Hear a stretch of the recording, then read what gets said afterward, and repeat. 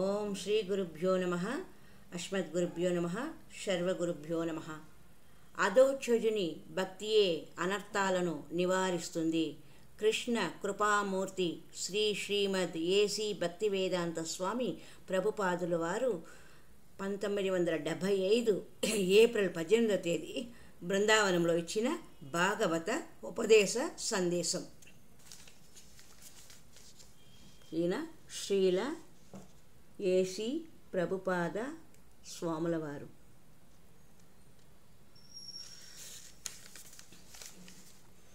శ్రీమద్భాగవత శ్లోకము 1వ ప్రథమ స్కందము 7వ అధ్యాయము 6వ శ్లోకము.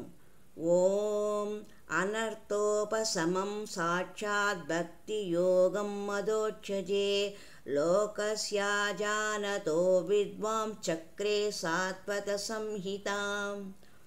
జీవుని అపరిమితమైన క్లేశాలు భక్తియోగం ద్వారా ప్రత్యక్షంగా నశిస్తాయి.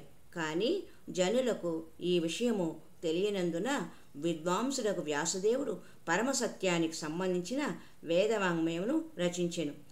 ఈ శ్లోకంలో వ్యాసదేవుడు విద్వాన్ అని సంబోధించబడ్డారు. వేదాంత సూత్ర రచన చేసినప్పటికీ ఆయనకు అశాంతి తొలగలేదు. తర్వాత తన గురువైన నారదముని ఆదేశం మేరకు ఆయన మానవులకు వేదాంత సూత్ర వ్యాఖ్యానాన్ని అందించారు. అదే శ్రీమద్భాగవతము. భాష్యం బ్రహ్మసూత్రాణం వేదార్థ పరిబృంహితం. వేదాంతం అంటే చరమజ్ఞానం. నారదముని ఉపదేశం మేరకు వ్యాసదేవుడు మొదట తన జీవితాన్ని పరిపూర్ణం చేసుకున్నారు. భగవంతుని గురించి తెలుసుకోవడంలో జనులకు ఉపయోగపడే రచన చేయమని నారదముని ఆదేశించగానే వ్యాసదేవుడు తొలుత భక్తియోగంలో నెలకొన్నారు. స్వయంగా భక్తియోగంలో నెలకొననిదే నీవు పరమసత్యం గురించి తెలుసుకోలేవు. అందుకే భక్త్యామాం అభిజానాతి అని శ్రీకృష్ణ భగవానుడు భగవద్గీతలో అన్నారు. భక్తి, సమర్పణ, శరణాగతి ద్వారానే ఎవరైనా శ్రీకృష్ణుని తెలుసుకోగలరు. కానీ నామమాత్ర పాండిత్యము లేదా పరిశోధనల ద్వారా కాదు. జ్ఞానం ద్వారా తనను తెలుసుకోవచ్చునని శ్రీకృష్ణుడు ఎప్పుడూ అనలేదు. అందుకే వ్యాసదేవుడు పరతత్వాన్ని తెలుసుకోవడానికి తొలుత భక్తి యోగంలో నెలకొన్నారు. భక్తి యోగేన మనసి సమ్యక్ ప్రణహితే మలే అపశ్యతు పరుషం పూర్ణం మాయాంచ తదపాశ్రయం. ఆయన 2 విషయాలను దర్శించారు. పురుషం, పూర్ణం. వాటిలో ఒకటి భగవానుడు అంటేనే పూర్ణుడు. షడ్గుణ ఐశ్వర్య పూర్ణుడే భగవంతుడు. పూర్ణుడు కానిదే ఎవ్వనిని మనము భగవంతునిగా అంగీకరించకూడదు. అట్టి షడ్గుణ ఐశ్వర్య పూర్ణుడే శ్రీకృష్ణుడు. షడ్గుణ ఐశ్వర్య పూర్ణోయ ఇహై భగవాన్. ధ్యానం అంటే పూర్ణ పురుషుని అన్వేషించడమని అర్థం. ఏదో అనవసరమైన దానిని చింతించడము ధ్యానం కానేరదు. ధ్యానావస్థిత తద్గతేన మనసా పశ్యంతి యం యోగినః. ధ్యానం ద్వారా యోగులు ఎల్లరి యందున్న పరమపురుషుని అన్వేషించడానికి ప్రయత్నిస్తారు.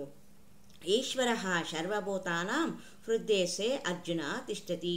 నీ యందున్న పరమాత్మని ధ్యానం ద్వారా తెలుసుకోవడమే యోగ సాధన అవుతుంది. దానిని సాధన చేసేవాడే యోగి. కృష్ణ దర్శనం కలిగినప్పుడే యోగము పరిపూర్ణమవుతుంది. ఈ విషయమే కూడా భగవద్గీతలో చెప్పబడింది. కృష్ణుని పట్ల దివ్యమైన ప్రేమను పెంపొందించుకోవాలి. ప్రేమాంజన చురిత.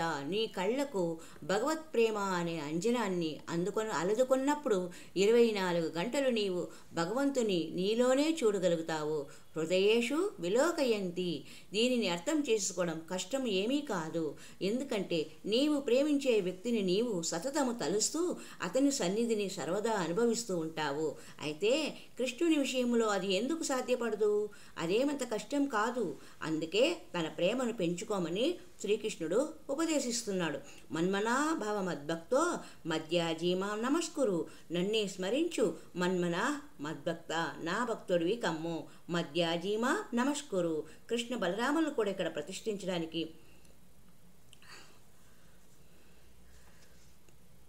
మనము స్మరించుకుందాం. కృష్ణ బలరాములను కూడా సహజంగానే మనము స్మరించగలుగుతాము. ఈ విషయము అనర్థోపశమనం సాక్షాత్. కాబట్టి వ్యాసదేవుడు మొట్టమొదట తన జీవితాన్ని పరిపూర్ణం అనర్చుకున్నారు. ఏ విధముగా అంటే భక్తియోగ సాధన ద్వారా భక్తియోగైన సాధన ద్వారా భక్తి యోగాన అంటే మనసా అని అర్థం. మనసా వాచ కర్మణ అని 3 ఉన్నాయి. ఇక్కడ మనసా అని చెప్పబడింది. అది ఎంతో చక్కని భక్తి యోగ పద్ధతి. భక్త అంబరీషునిలాగా సర్వదా శ్రీకృష్ణుని మనసులో స్మరించడం.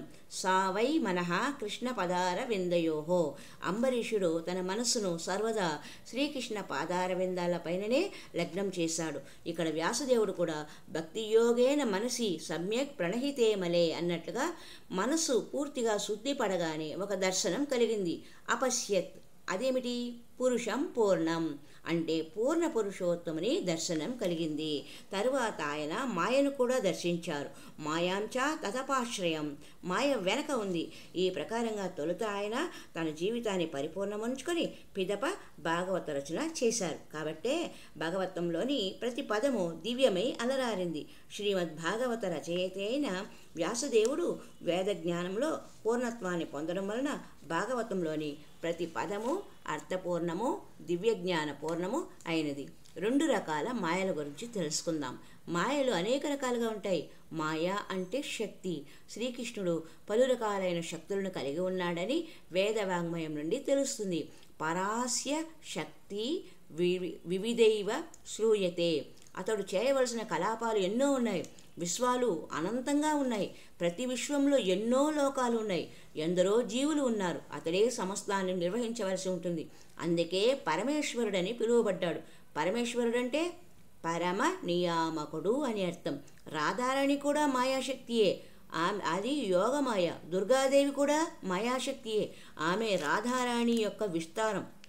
కానీ దుర్గాదేవి కార్యం రాధారాణి కార్యానికి ఎంతో భిన్నమైనది. యయా సమ్మోహితో జీవులకు కృష్ణ భక్తి భావన కలుగకుండా కప్పి ఉంచడము దుర్గాదేవి యొక్క కార్యం. వ్యాసదేవుడు ఈ మాయాశక్తిని దర్శించాడు. అదే మహామాయ.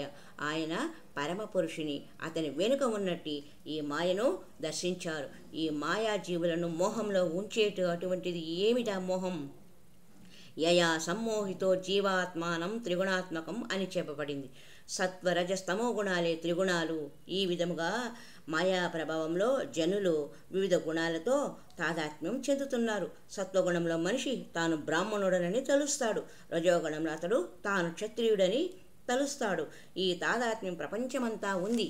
నేను బ్రాహ్మణుడిని అని తలచకపోయినా మీరు నేను అమెరికా దేశస్థుడని తలచవచ్చు, భారతీయుడును అని కూడా తలచవచ్చు. ఇది కూడా ఒక రకమైన తాదాత్మ్యమే. కాబట్టే జగత్తు మొత్తం అనర్థాలతో నిండి ఉన్నది. మిథ్యా తాదాత్మ్యమే మాయా కార్యం. జీవులందరూ నేను ఇది నేను అది అని తలుస్తూ ఉండి ఎటువంటి పరిష్కారాన్ని ఇవ్వలేకపోతున్నారు. అందుకే మనము అనేకమైన రూపాలుగా కనిపిస్తున్నాయి మనకు అనేకమైన రూపాలు కనిపిస్తున్నాయి. ఇదంతా కూడా మాయా కార్యమే. అది జీవులను ఒక ప్రత్యేకమైన భావనలో ఉంచుతుంది. మనము ఒక రకమైన భావనలో పనిచేసి వేరొక కొత్త పరిస్థితిని తయారు చేసుకుంటున్నాం. ఆ విధంగా తదా దేహాంతర ప్రాప్తి కలుగుతున్నది. ప్రస్తుత జన్మలో మనిషి కుక్క వంటి పరిస్థితిని తయారు చేసుకుంటే తర్వాత కుక్క దేహాన్నే పొందుతాడు. దేవతా పరిస్థితిని తయారు చేసుకుంటే స్వర్గానికి పోతాడు. కానీ శ్రీకృష్ణుని నిత్యజాసుని స్థితిని తయారు చేసుకుంటే కృష్ణుడినే చేరుకుంటాడు. ఈ చివరిదే మనకు కావలసింది. ఇదే మన కృష్ణ చైతన్య ఉద్యమం. కృష్ణ భక్తిలో పురోగమించడం తప్ప నాకు వేరే కార్యమే లేదు. కృష్ణ సేవయే నాకు ఏకైక బాధ్యత అని పూర్తిగా అర్థం చేసుకునే పరిస్థితిని తయారు చేసుకోవాలి. దీనినే అనర్థోపశమం అంటారు. నేను ఎవరిని? వివిధ గుణాల వలననే మనము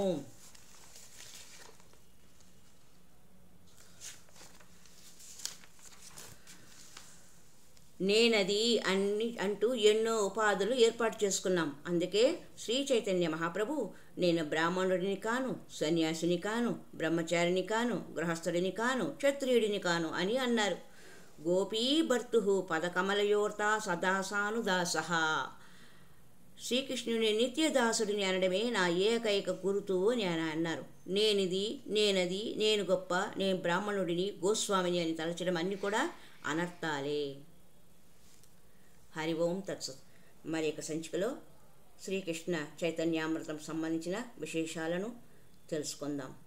హరే కృష్ణ కృష్ణ కృష్ణ హరే హరే, హరే రామ రామ రామ హరే హరే. హరి ఓం తత్సత్.